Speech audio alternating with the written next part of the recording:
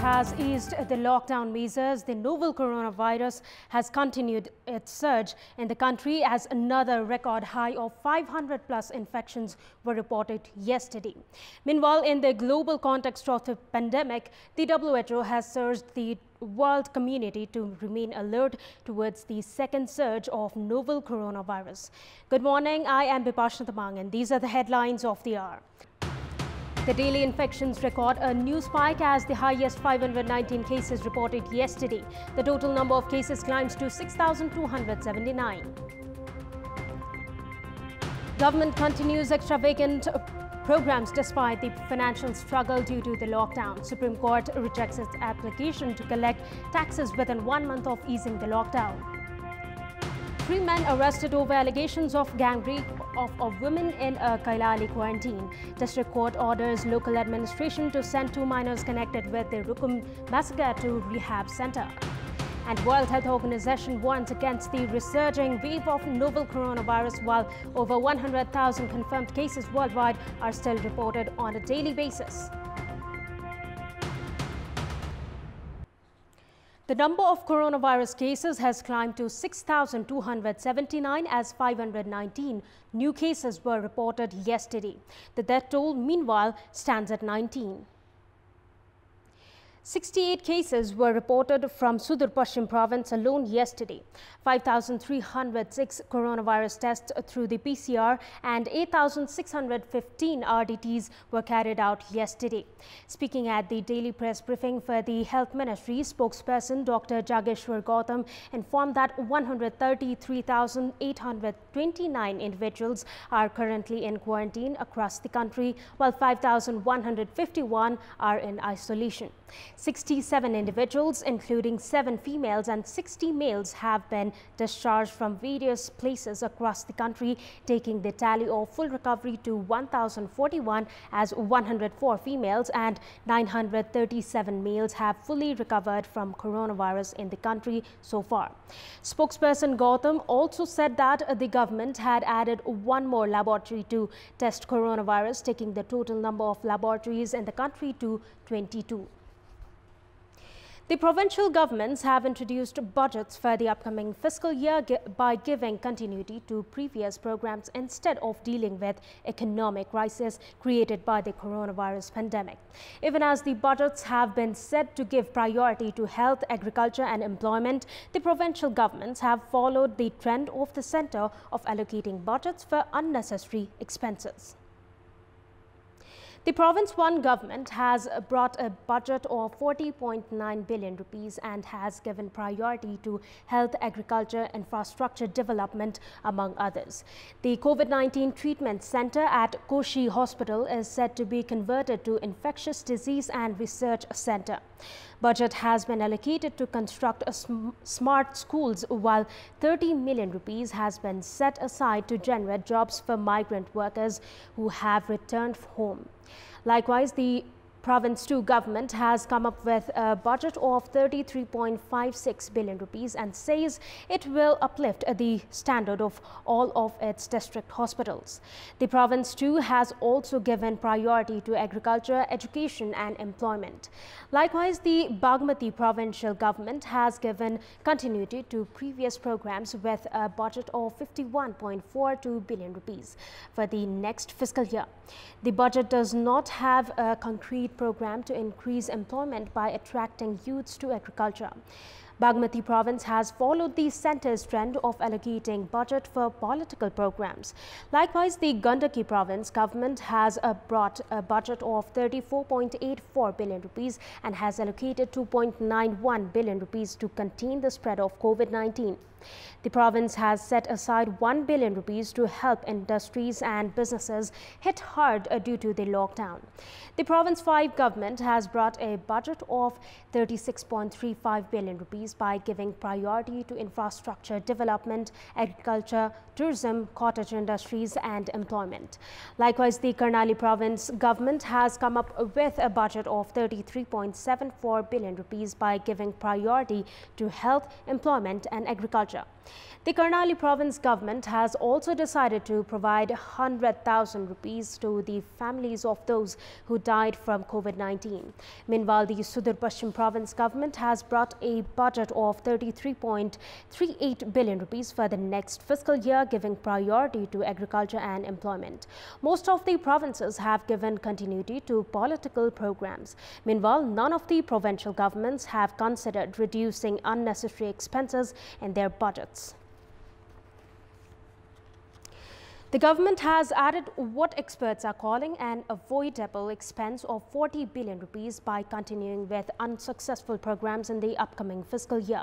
Despite the plunging revenue due to almost 3 months of the lockdown, the government has not been able to cut down on its extravagant expenses for the upcoming fiscal year. It may be recalled that the finance minister on Sunday had said that the government was no longer able to afford its daily expenses, citing that the lockdown had dented the revenue targets. Given the scenario, while unveiling the budget for the upcoming fiscal year, the minister had said that unnecessary expenses would be reduced. However, the details of the budget speak otherwise. The government has doubled its expenses under the goods and services heading to 74.35 billion rupees. Likewise, unsuccessful and controversial programs like the Prime Minister's Employment Program have been continued with a budget of 11.6 billion rupees, which is around 7 billion rupees more than the budget allocated last year. Likewise, another controversial program called the Prime Minister Agricultural Modernization Project has also been continued with an allocation of 3.22 billion rupees. The project was mired with corruption last year, and a corruption case of 240 million rupees is pending at the special court. The government has also allocated 6.6 billion rupees for the local infrastructure development project and another 6 billion rupees for the President's School Education Improvement Program, both of which have been widely criticized. Meanwhile, the Supreme Court has dashed the government's plan of raising revenue from the public as it rejected the government's application to allow collecting taxes during the ongoing crisis. On 10th of June, the government had filed an application at the Supreme Court demanding the government should be allowed to collect taxes from the public within 1 month of easing the lockdown. However, the joint bench of Chief Justice Cholendra Samshai Rana and Justice Prakash Kumar Thungana rejected the government's application earlier yesterday. And we'll take a short break here. We have more news coming up. Welcome back. 3 individuals, including a health worker, have been arrested over rape allegations while staying at a quarantine in Kailali. A 31-year-old woman in quarantine at a local school in Lamki Chuha municipality has accused 3 individuals, including an on-duty health worker, of gang rape. The case was reported to the local police on Sunday, following which the alleged culprits were arrested. According to Kailali police, the arrestees include 22-year-old Kishore Pariyar from Lamki Chuha municipality, 20-year-old Lakshman Pariyar and 18-year-old Sarjan Bika. 2 of the arrested were employed as volunteers at the quarantine, while Sarjan Bika is a health worker. The victim had arrived from India's Bangalore and had been staying at the quarantine. She was gang raped at around midnight on 2nd of June. The victim has also stated one of the men took a video during the incident, which was later used to blackmail.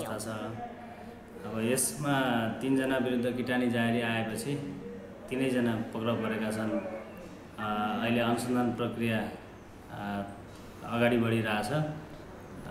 पीडित महिलाको अहिले हाम्रो सम्पर्कमै हुनुहुन्छ। 3 जना चाहिँ यहाँ जिल्ला प्रहरी कार्यालय कैलालीको हिरासतमा रहनुभएको छ।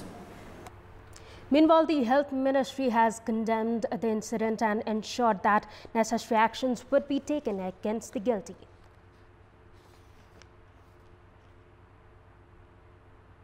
लम्की चुहा नगरपालिका कैलाली 1 को क्वारेन्टाइनमा रहेकी एक महिलामाथि सामूहिक बलात्कार भएको दुखद घटनाप्रति स्वास्थ्य तथा जनसङ्ख्या मन्त्रालय खेद प्रकट गर्दछ।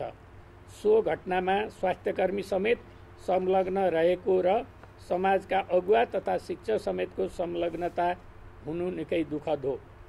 यस किसिमका घटना घट्नु तथा समाजका अगुवाकै संलग्नता भएकोमा नेपाल सरकार निकै चिन्तित भएको छ। यस्ता गलत तथा घृणित क्रियाकलाप गर्ने व्यक्तिलाई सबै क्षेत्रबाट निरुत्साहित गर्नु हामी सबैको कर्तव्य हो भने कानुन अनुसार कडा कारबाही गर्ने प्रक्रिया सुरु भइसकेको बेहोरा समेत जानकारी गराउँदछु। Meanwhile, the District Court of Rukum has directed the local administration to shift 2 minors arrested in connection with the Rukum massacre last month to a rehabilitation center. 34 individuals, including 2 minors, were arrested on Sunday after the Office of Government Attorney filed a case demanding for lifetime imprisonment for the murder of 6 youths last month.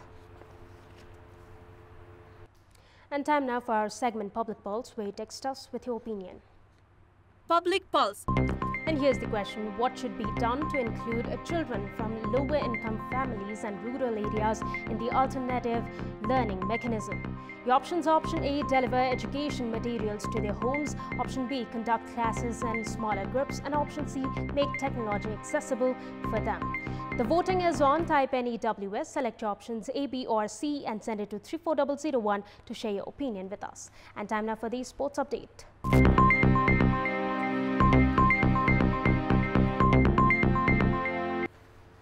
The emergency meeting of the officials of All Nepal Football Association (ANFA) called for yesterday was cancelled at the last minute.